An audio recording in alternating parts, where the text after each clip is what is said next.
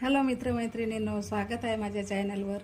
मी आज झटकापट होणारी रेसिपी दाखवणार आहे।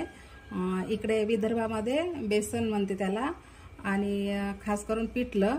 आता तुम्ही पिठलं म्हणत असता तर पिठलं सही।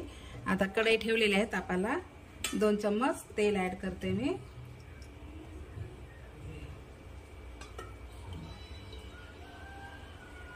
तेल टाकू द्यायचं आहे, आणि घाईमध्ये आपण खूप घाई असली तेव्हा आपण ही रेसिपी ट्राय करायची।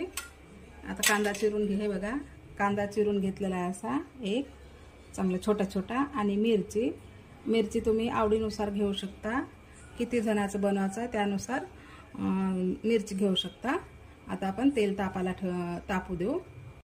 तेल तापला आहे, थोडा आपण मोहरी ऍड करू।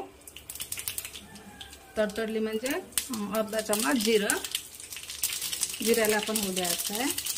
आणि आता कांदा बारीक चिरलेला,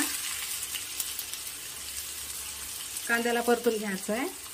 कांदा छान परतून झालेला आहे। आता आपण यामध्ये हिरवी मिरची ऍड करू, कारण मी हिरवी मिरचीचंच बेसन बनवणार आहे, म्हणजेच पिठलं।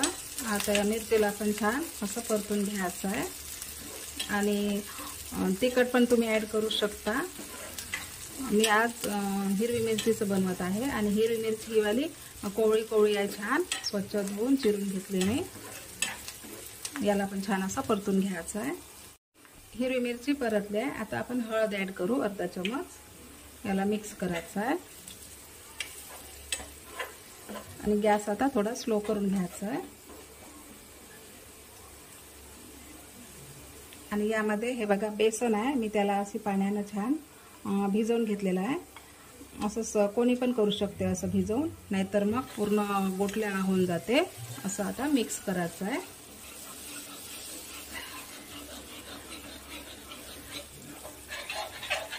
याच्यानंतर आपण पाणी पण ऍड करू शकतो, जेवढं पाहिजे पातळ तेवढं, आणि पिठलं पातळच असते।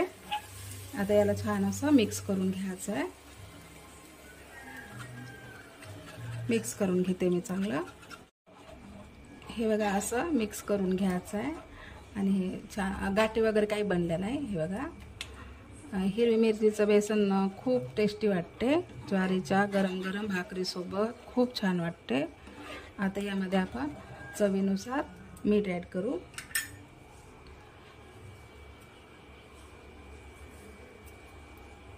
आणि याला पण असं छान मिक्स करून घ्यायचं आहे, आणि 1 ते 2 उकळ्या काढून घ्यायच्या आहे, म्हणजे बेसन शिजलं पाहिजे आपलं, म्हणजे पिठलं। असं छान गद्द उकळी येऊ द्यायची आहे या पिठल्याला। आता उकळी काढून घेऊ आपण। हे बघा असं शिजू द्यायचं, असं छान असं गद्द झालं पाहिजे। आणि 2 उकळ्या आल्या आपल्या बेसन पिठल्याला।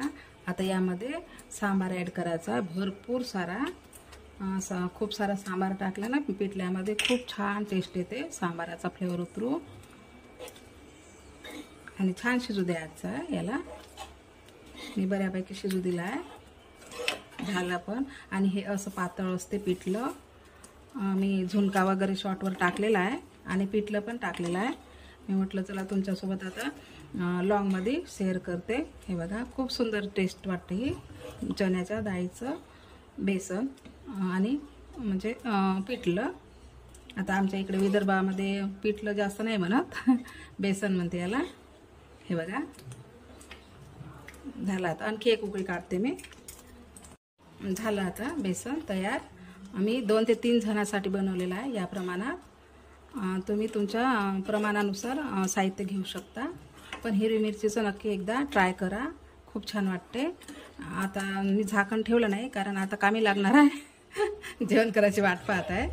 तर आता असंच गरम गरम पिठलं आणि ज्वारीची भाकर ट्राय नक्की करा। आणि कसं वाटलं पिठलं कसं वाटलं नक्की कमेंटमध्ये सांगा, कारण आमच्या इकडे बेसन म्हणते ना, म्हणून ते पिठलं येत नाही जास्त तोंडामध्ये। आणि नक्की ट्राय करा। चॅनलला लाईक शेअर सबस्क्राईब नक्की करा। झालं आपलं पिठलं तयार।